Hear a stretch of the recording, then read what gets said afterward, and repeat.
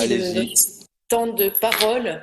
Donc, simplement, les 380 pages de ce document et les interventions que nous venons d'entendre illustrent bien l'ampleur des défis économiques et sociétaux auxquels notre économie et nos entreprises doivent faire face et qu'il nous faut accompagner. Alors, je voudrais apporter 5 remarques d'ordre général quant à ce plan pour ce qui me concerne. D'abord, un premier questionnement qui porte sur le lien entre l'articulation opérationnelle, cela vient d'être dit, entre les dispositions du plan et l'ensemble de nos dispositifs. Bien sûr, le SRDE2I, mais aussi l'ensemble des feuilles de route ou des dispositifs existants qui fondent la stratégie de développement économique de notre région à ce jour. De même, quel est l'impact de ce plan sur les dispositifs de relance d'État dont la région est pilote? Je pense bien sûr à Territoire d'Industrie. Synergie, substitution, chevauchement parfois, l'analyse est sincèrement complexe. Il faut impérativement que nos entreprises y voient clair et que tous ces dispositifs puissent rapidement être accessibles à eux. Sur un second point, ce plan ambitionne de s'articuler autour de toutes les filières du développement économique, ces filières dont nous savons que leur diversité est notre force. L'objectif est bien sûr louable, mais comment n'y a-t-il pas de risque de perte d'efficacité et de saupoudrage in fine?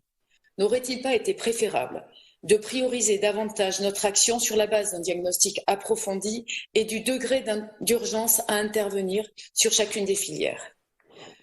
Sur une troisième question qui est celle de l'emploi, quelle est la place réelle dédiée au soutien et à l'accompagnement des demandeurs d'emploi, aujourd'hui victimes de la crise, dont nous le savons, le nombre avait déjà augmenté de 28% entre fin 2019 et juin 2020 en Nouvelle-Aquitaine.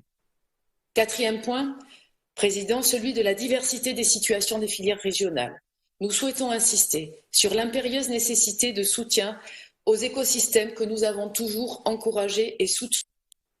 Les chaînes de valeur et les sous-traitants sont aujourd'hui fragilisés et il ne faudrait pas que les adaptations de certaines filières aboutissent à l'affaiblissement, voire à la disparition de certains sous-traitants qui font aussi la force de nos territoires.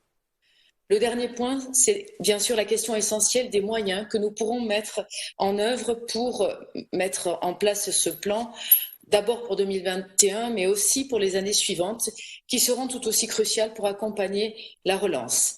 Les moyens disponibles, nous le savons, dans nos budgets seront forcément limités et donc il nous faudra effectuer nombre de redéploiements, mais ces moyens seront-ils malgré tout à la hauteur des défis que nous avons à relever?